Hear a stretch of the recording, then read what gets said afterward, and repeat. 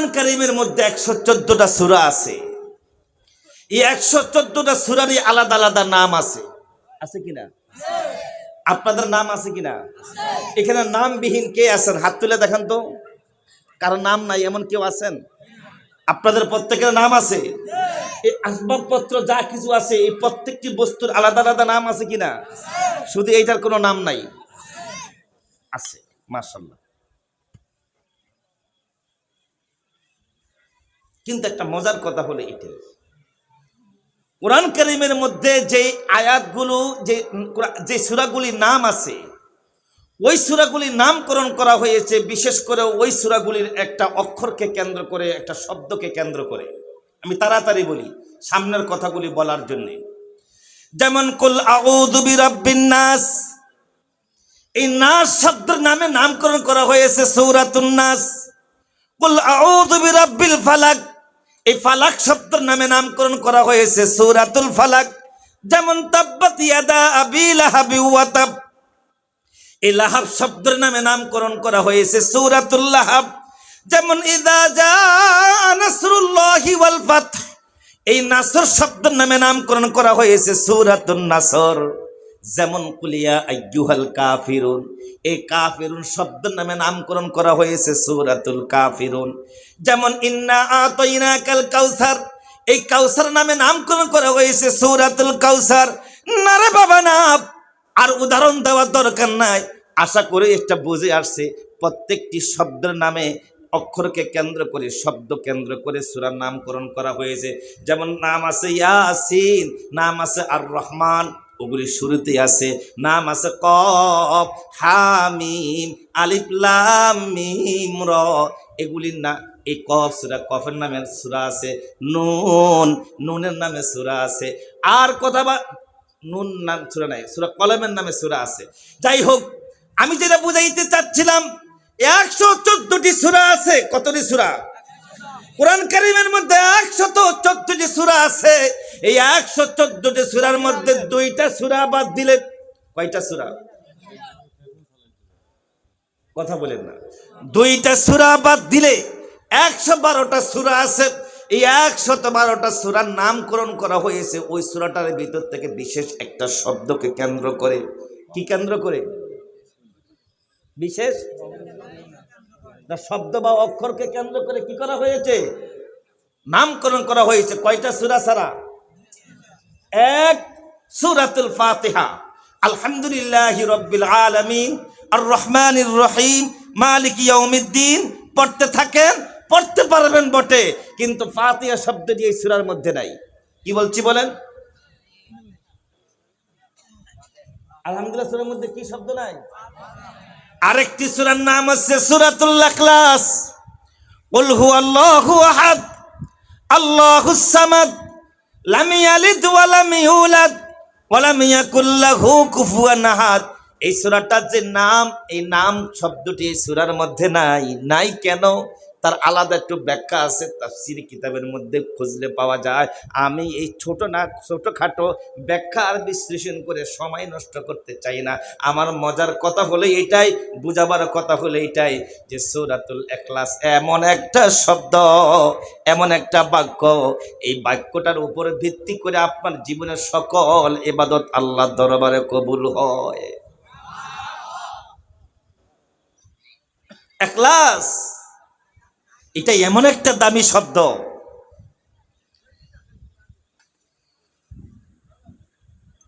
ইখলাস কাকে বলে? আমি তাড়াতাড়ি করতেছি। ইখলাস কাকে বলে? আমি একটা উদাহরণ দিব, যে উদাহরণটার মধ্যে কয়েক হাজার বক্তার বক্তৃতা লুকায়িত থাকবে। কয়েক লক্ষ বইয়ের ইখলাসের উপর যদি কয়েক হাজার বই ছাপানো হয়, কয়েক লক্ষ বইয়ের পৃষ্ঠা হয়, ওই কয়েক লক্ষ পৃষ্ঠার বইয়ের আলোচনা জমা করলে যেই কথা বের হবে, আমার ছোট্ট 1 মিনিটে একটা উদাহরণের মধ্যে ওই কথাগুলি খুঁজে পাওয়া যাবে। আলহামদুলিল্লাহ বলেন।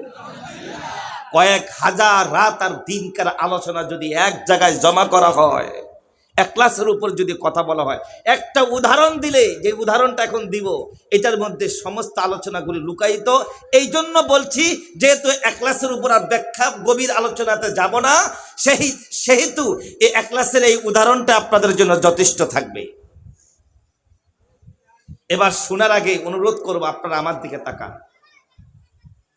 আমি আগেই তো বলেছি, এটা হাস্যকর কথা না। আমি কোনো, আপনারা এই নোয়াখালীর এমন কোনো অঞ্চল নাই, আপনাদের এই বৃহত্তম নোয়াখালীর এমন কোনো অঞ্চল নাই যা আমাকে আপনারা দেখেন নাই। আমাকে চিনেন কারা কারা? হাত তুলে দেখান তো। মার হাবা। আমি শরম পাইছি, সরি। এতগুলি হাত আপনারা উঠে গেছে যা আমাকে আপনারা চিনেন, আলহামদুলিল্লাহ। তো সুতরাং এই কারণে কথাটুকু বললাম, আপনারা সাক্ষী আছেন। আমি মাহফিলের মধ্যে কখনো এমন কোন হাসানের জন্য একটা বাক্য উচ্চারণ করেছি আপনারা কেউ বলতে পারবেন না। কোন মাহফিলে আমি হাসাইছি, কৌতুক বলে হাসাইছি, এমন একটা উদাহরণ আলহামদুলিল্লাহ আমার আলোচনা যারা শুনেছেন কোনোদিন বলতে পারবেন না যে আমি এটা হাসাবার মঞ্চ বানাইছি। এই মঞ্চ, এটা হাসাবার মঞ্চ না, হাসাইবার জন্য আলাদা মঞ্চ আছে, কৌতুক আছে, অভিনয় আছে, তাদের কাছে যান, এটা হাসাবার মঞ্চ নয়। আমি যেটা বুঝাইতে চাচ্ছি, যে কথার গুরুত্ব বুঝাইতে যাইয়া, যে আমি এমন একটা উদাহরণ দিব, যে উদাহরণটার মধ্যে কয়েক লক্ষ বক্তার আলোচনা যদি এখলাসের উপর করে, যেই কথা বের হবে, কয়েক লক্ষ বইয়ে যদি বের করা হয় এখলাসের উপর আলোচনা করতে, যেই কথাটা বের হবে, আমার ছোট্ট একটা উদাহরণের মধ্যে সেই কথাগুলি খুঁজে পাওয়া যাবে। আলহামদুলিল্লাহ বলেন। এই জন্য উদাহরণটা একটু মনোযোগ দিয়ে শুনেন, এরপরে এখলাসের উপর একটু আলোচনা করলে বুঝে আসবে। এবার আপনারা বলেন তো, 5 তলা, 7 তলা, 10 তলা, 20 তলা বিল্ডিং এর উপর যখন আপনারা জীবনে উঠেন বা উঠেছেন, এই 10 তলা বিল্ডিংটার কয়টা গেট আছে? মেন গেট কয়টা? একটা। মাশাআল্লাহ, আমার কথা কি বুঝেন না? 10 তলা, 20 তলা, 25 তলা বা 5 তলা যেটা বিল্ডিং মাইজদি শহরে দেখছেন না, যখন এই বিল্ডিং এর মধ্যে ঢুকে প্রধান গেট কয়টা? একটা। মাশাআল্লাহ। এবার 10 তলা বিল্ডিংটার ভিতরে প্রতিটি পোলরে রুম আছে, বাথরুম আছে, জানালা আছে, শত শত দরজা আছে কি না? কিন্তু মেন গেট কয়টা? একটা। এই উদাহরণটা এই জায়গার মধ্যে একটু জমা রাখেন। জমা রাখছেন তো?